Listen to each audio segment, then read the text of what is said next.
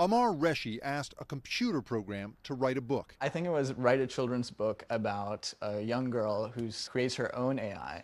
And in a weekend, Alice and Sparkle was finished. Well, Sparkle was a magical AI that Alice created. Wow.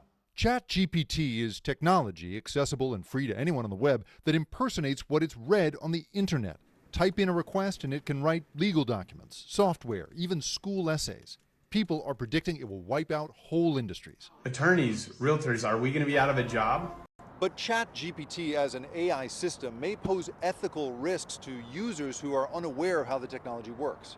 It in no way is reflecting the depths of human understanding or human intelligence. What it's really good at doing is mimicking its form.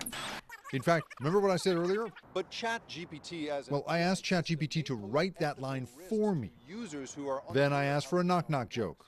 Knock knock, who's there? ChatGPT. ChatGPT who? ChatGPT careful, you might not know how it works. What parts of our society could this change? The valuing of work, of human creativity. There are concerns around deception and potential uses for fraud. But I think that that's sort of only the tip of the iceberg here. The company that makes ChatGPT, OpenAI, was co-founded by Elon Musk and is now primarily backed by Microsoft.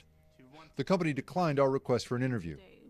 The kids Amar made the book for seemed to like it, but writers and illustrators on social media did not. There are some super valid concerns from these artists. After all, ChatGPT could wipe out his job too.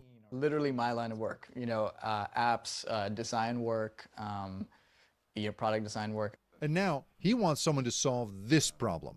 What are mechanisms we can still compensate artists? That's the lesson to you here. That's definitely the lesson. Jake Ward, NBC News, San Francisco.